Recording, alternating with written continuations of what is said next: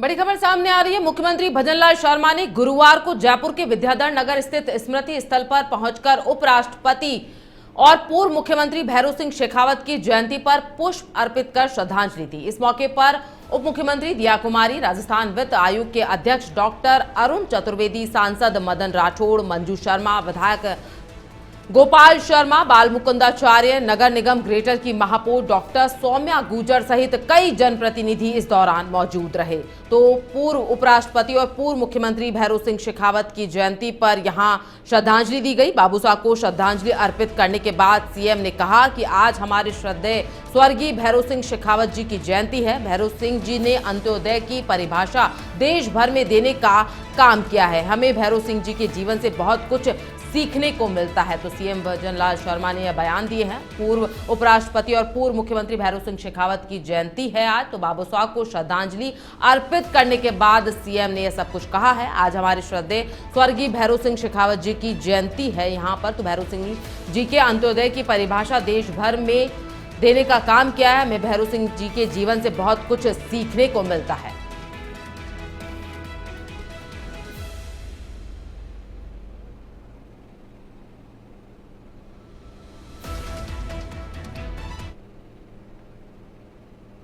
देखिए, आज हमारे एक ऐसे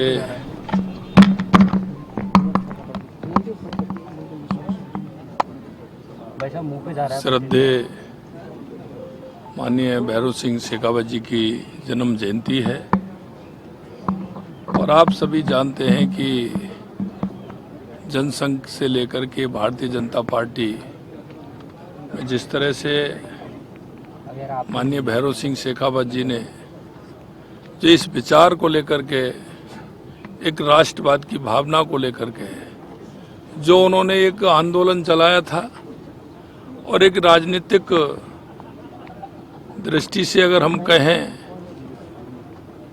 तो वो उस पीढ़ी के लोग थे। आज़ादी के बाद इस राष्ट्र को किस तरह से मजबूत हो, गरीब कैसे आगे बढ़े, हर व्यक्ति को समानता का भाव कैसे मिले। माननीय भैरों सिंह जी शेखावत साहब ने अंत्योदय की जो परिभाषा राजस्थान से लेकर के पूरे देश के अंदर देने का काम किया। उन्होंने अंतिम पंक्ति में जो व्यक्ति खड़ा है, पंडित दीनदयाल उपाध्याय जी के उस विचार को, बाबा साहब भीमराव अम्बेडकर जी के विचार को, महात्मा गांधी जी के विचार को, उनको आगे बढ़ाने का काम किया।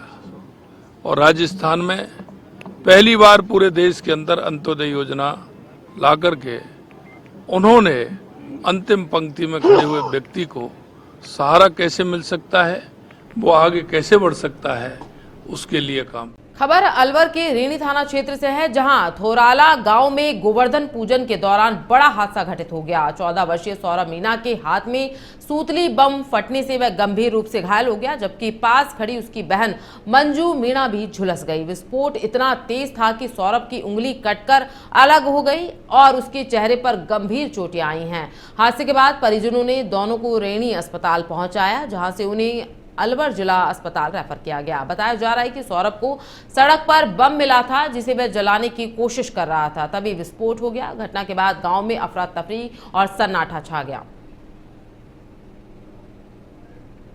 यह कि गोवर्धन पे बम चला रहा था तो अचानक से बम उठा के ले आया, छत पे आग लगाई, जैसे हाथ में ही फट गया। ये उंगली गई है हाथ की और ये इसमें चोट वगैरह आई है और इसके भी आई है। तो कितने लोग घायल हुए? ये 2 लोग घायल हुए। नाम क्या है इसका? सौरभ और लड़के करीब हो गए 14-15। खबर भरतपुर के बयाना से है, जहां गांधी चौक पर गुरुवार को घंटों तक जाम यहां पर लगा रहा, जिससे बयाना, हिंडौन, करौली, गंगापुर, बैर, भुसावर, उज्जैन, भरतपुर और मथुरा मार्ग पर यात्रा करने वाले लोग फंस गए। भाई दूज के मौके पर घर लौट रहे लोगों को भारी परेशानी का सामना करना पड़ा। जाम की मुख्य वजह ओवरलोडिंग ट्रक हैं, जो रुदावल और बंशी पहाड़पुर से बयाना रीको तक दिन में भारी पत्थरों के साथ गुजरते हैं। पहले दिन रात 9 बजे से सुबह 4 बजे तक चलाने की अनुमति थी, लेकिन अब रॉयल्टी ठेकेदारों, पुलिस, वन और खनिज विभाग की मिलीभगत से दिन में भी यह ट्रक लगातार चलते हुए नजर आ रहे हैं। केवल 2 ट्रैफिक कर्मी जाम को संभालने में नाकाम यहां पर साबित हुए हैं। नागरिकों ने प्रशासन से मांग की है कि ओवरलोडिंग पर कड़ी कार्रवाई हो और भारी वाहनों को केवल रात में चलाने की अनुमति दी जाए, ताकि यातायात सुचारू हो और सुरक्षा सुनिश्चित हो। अलवर के सरिस्का बाघ अभयारण्य में पर्यटकों के लिए रोमांचक पल देखने को मिले, जब बाला किला बफर जोन स्थित चौड़की होदी वाटर पॉइंट के पास टाइग्रेस ST 2302 के शावकों की पहली बार लाइव साइटिंग यहां पर हुई है। अब तक के ये शावक केवल कैमरा ट्रैप में नजर आए थे, लेकिन पहली बार पर्यटकों ने इन्हें करीब से देखा। वाइल्ड लाइफ फोटोग्राफर ने अंधेरे में इन दुर्लभ पलों को कैमरे में कैद किया। उनके साथ नेचर गाइड भी मौजूद रहे। इससे पहले फोटोग्राफर ने बाघिन ST 19 को उसके 4 शावकों के साथ भी देखा था। बाला किला और बारा लिवारी बफर जोन में लगातार बाघों की बढ़ती गतिविधियों से सरिस्का पर्यटकों के लिए और भी ज्यादा रोमांचक गंतव्य बनता जा रहा है।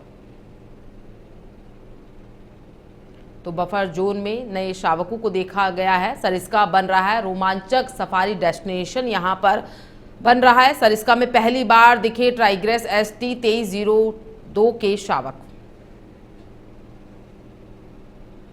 सरिस्का बाघ परियोजना अलवर बफर के अंदर 12 लिवारी ट्रैक से जुड़े हुए अंधेरी एरिया के अंदर चौड़की होदी वाटर पॉइंट पर बाघिन 2302 के शावकों की कल मुझे साइटिंग हुई।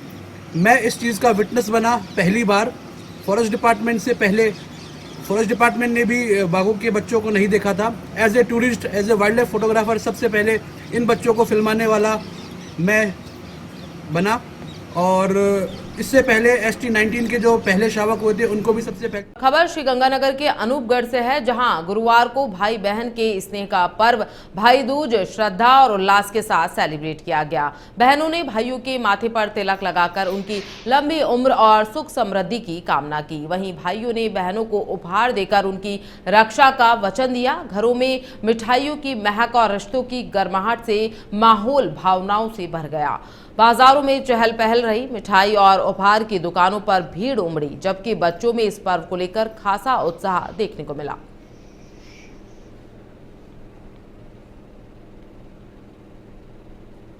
तो खबर श्रीगंगानगर से है, जहां भाइयों ने बहनों को उपहार देकर निभाया है अपना वादा। इसी के साथ आपको बता दें, बहनों ने भाइयों के माथे पर तिलक लगाकर उनकी लंबी उम्र और सुख समृद्धि की कामना की है। वहीं भाइयों ने बहनों को उपहार देकर उनकी रक्षा का वचन यहां पर दिया है। घरों में मिठाइयों की महक और रिश्तों की गर्माहट से माहौल भावनाओं से ओतप्रोत हो गया। बाजारों में चहल पहल रही। मिठाई और उपहारों की दुकानों पर भीड़ उमड़ी, जबकि बच्चों में इस पर्व को लेकर खासा उत्साह देखने को मिला।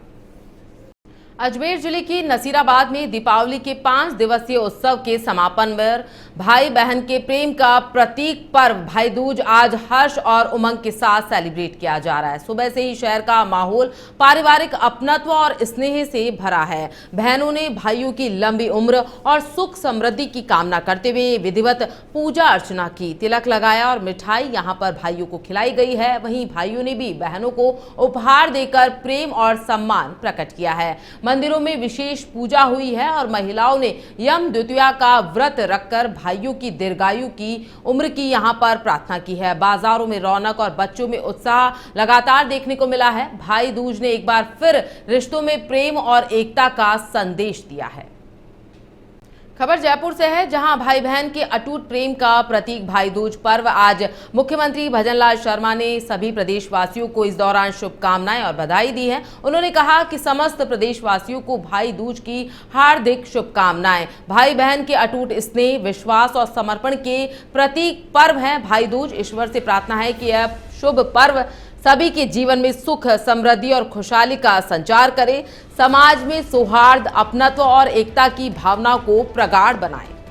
प्रदेश में इस दिवाली पर हजारों घरों में खुशियों का उजियारा फैल गया। मुख्यमंत्री भजनलाल शर्मा की पहल पर प्रदेश के विद्युत वितरण निगमों ने विशेष अभियान चलाकर दीपावली से पहले 37,251 नए घरेलू बिजली कनेक्शन जारी किए हैं। इनमें जयपुर डिस्कॉम ने 17,373, अजमेर डिस्कॉम ने 15,433 और जोधपुर डिस्कॉम ने 4,445 कनेक्शन जारी किए हैं। यह अभियान 1 से 20 अक्टूबर तक चला है, जिसमें लंबित और नए दोनों प्रकार के आवेदनों पर तेजी से कार्रवाई की गई। दस्तावेज जांच, साइट वेरिफिकेशन और डिमांड नोट जारी करने की प्रक्रिया को त्वरित किया गया। कई जगहों पर शनिवार और रविवार को भी शिविर लगाए गए हैं। जैसे हिंडौन में 1 घंटे के भीतर ही आवेदन से लेकर कनेक्शन तक की पूरी प्रक्रिया की गई है। इसी तरह धौलपुर और राजाखेड़ा में भी तत्काल कनेक्शन उपलब्ध करवाए गए हैं। यह अभियान मुख्यमंत्री की हर घर उजाला पहल को साकार करने की दिशा में बड़ी सफलता साबित हुआ है।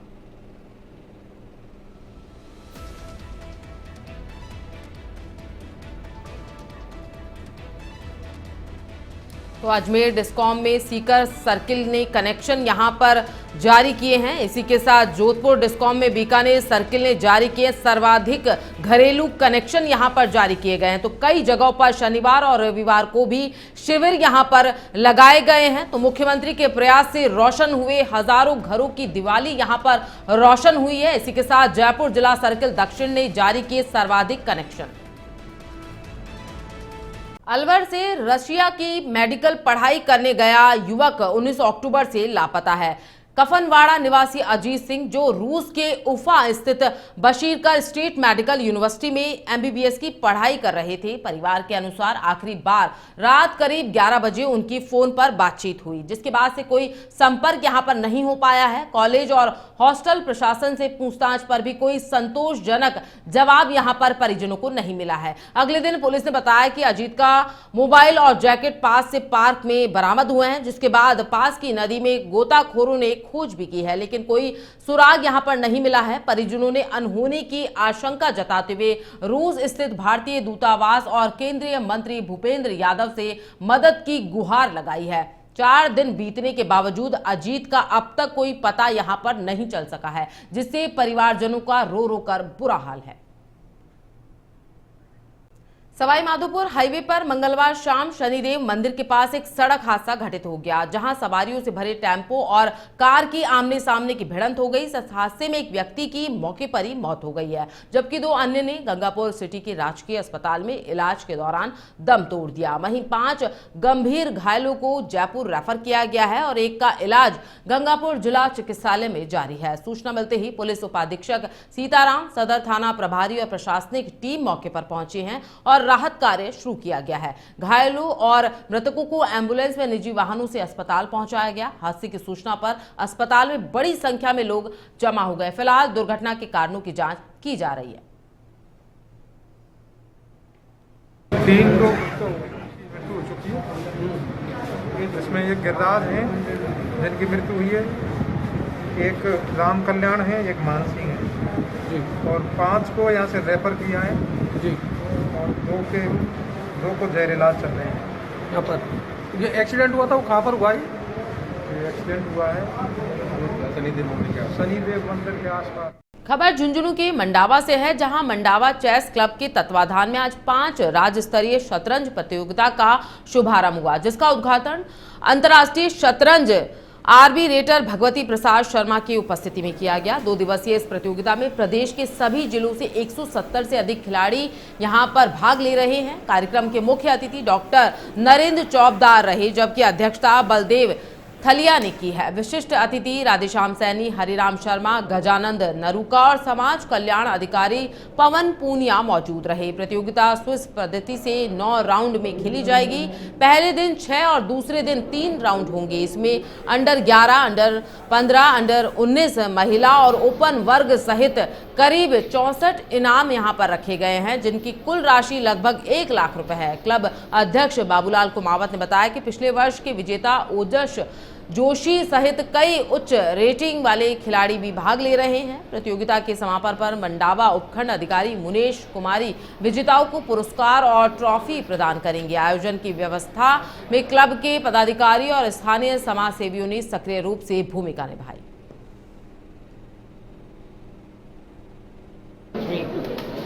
राज्य स्तरीय प्रतियोगिता है शतरंज की, जिसमें मंडावा में इस बार करीब 170 खिलाड़ी हिस्सा ले रहे हैं। पिछले साल की तुलना में 15-20 खिलाड़ी ज़्यादा है। और हमें इस बात का गर्व है कि हमने ये जिला स्तरीय मतलब जिले के जो होनी चाहिए थी वो प्रतियोगिता यहाँ हमारे कस्बे में आयोजित करवाई। इतना बड़ा आयोजन करवाया, इससे हमारे स्कूली बच्चों को तो आगे बढ़ने में मदद मिलेगी। मैं अपने बेटे को लेकर यहाँ 5वां राज्य स्तरीय टूर्नामेंट जो चेस का है मंडावा में आयोजित किया गया है, उसके लिए हम यहाँ आए हुए हैं। यहाँ क्या है कि हर जिले से बच्चा आया हुआ है, दूर दूर से बच्चे खेलने के लिए आए हुए हैं और माहौल भी बहुत अच्छा है। बच्चे शारीरिक विकास के साथ साथ उनका मानसिक विकास होना बहुत ज़रूरी है। इसके लिए ये चेस का जो इन्होंने टूर्नामेंट रखा है मंडावा में, ये बहुत ही मेरे को तो बहुत अच्छा लगा।